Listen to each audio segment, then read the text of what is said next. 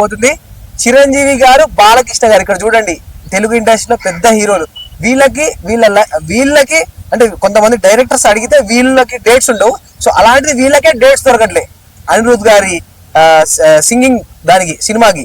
So ఇంకొకటి already మనందరికి తెలుసు, తమిళంలో జైలర్ 1 కి కొట్టేశారు, బీభత్సమైన కొట్టేశారు. అసలు without Anirudh BGM Jailer cinema nothing. నాకు తెలిసి స్టోరీ కానీ డైరెక్షన్ ఏం కంటెంట్ లేని సినిమాకి ఒక రంగు అద్దినది ఎవరనంటే అది అనిరుద్ వల్లనే జైలర్ సినిమా హిట్ అయింది అనడంలో ఏ సందేహం లేదు.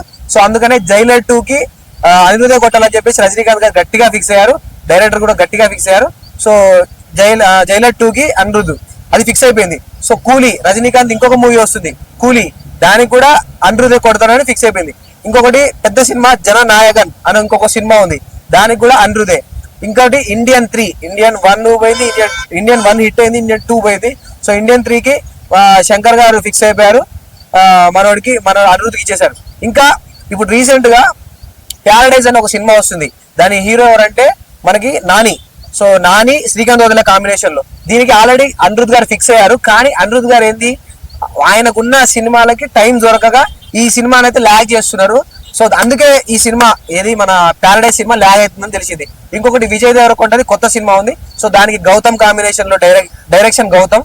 సో విజయ్ దేవరకొండ గౌతమ్ కాంబినేషన్ లో వచ్చే సినిమా కూడా ఒక ప్రోమో రిలీజ్ చేయడానికి అనిరుద్ కి టైం లేదు.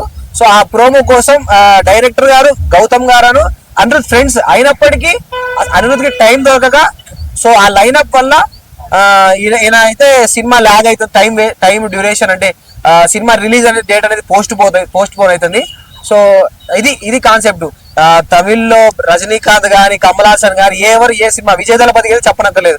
విజయ్ దళపతి గాని తెలుగులో మనకి పెద్ద హీరోలు విజయ్ దేవరకొండ, నాని, చిరంజీవి, బాలకృష్ణ, వీళ్ళ లైనప్ చూడండి. వీళ్ళందరూ అనిరుద్ కోసం వెయిట్ చేస్తున్నారు. మన తెలుగు ఇండస్ట్రీలో కూడా చాలా మంది పెద్ద అంటే ఫేమస్ సింగర్స్, డైరెక్టర్స్ ఉన్నారు.